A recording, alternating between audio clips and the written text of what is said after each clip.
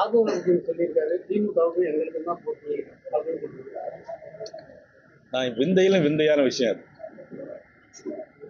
ஒரு கவுன்சிலர் கூட ஆகல. ஆதவர்ச்சின் பணம் இருந்தா பணத்தை வச்சு ஆட்சி பிடிக்கலாம்னு நினைக்கிறாராங்கிறது தெரியல. ஒரு கவுன்சிலர் கூட இன்னும் இல்லை.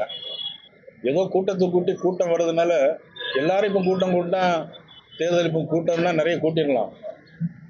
ஆட்சிக்கு வரணும், மக்களுடைய நன்மதிப்பை பெறணும், சட்டமன்ற உறுப்பினர் வரணும். அதனால போட்டிங்கிறது யார் என்பது பாரதிய ஜனதா கட்சி 300 நாடாளுமன்ற உறுப்பினர் மேல இருக்கும், 1200 எம்எல்ஏக்கள் மேல இருக்கும்.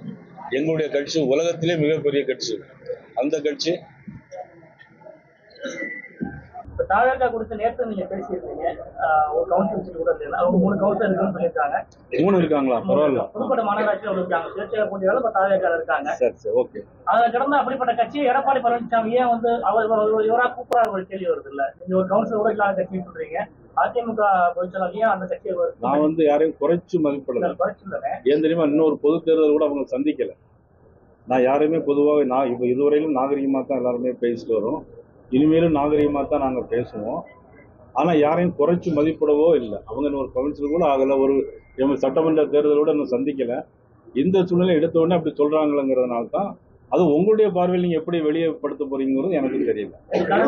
பாஜக மாநிலத்தில் வெற்றி பெற்றா அந்த பகுதியில் உள்ள திமுக நிர்வாகியோட பதவிகள் பறிக்கப்படும் சொல்லி முதலமைச்சர் சொல்லியிருக்காரு, ஸ்டாலின் சொல்லியிருக்காரு. நீங்க பயமா? அப்படி அவர் எல்லா தொகுதியும் அது மாதிரி தான் சொல்லியிருக்காங்க. இல்லை, ஒவ்வொரு தொகுதியிலுமே பத்திரிகையில பெருசுபடுத்திருக்காங்க.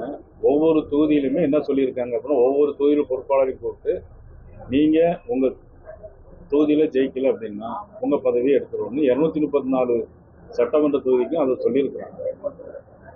அதை நான் அப்படிதான் கேள்விப்பட்டேன்.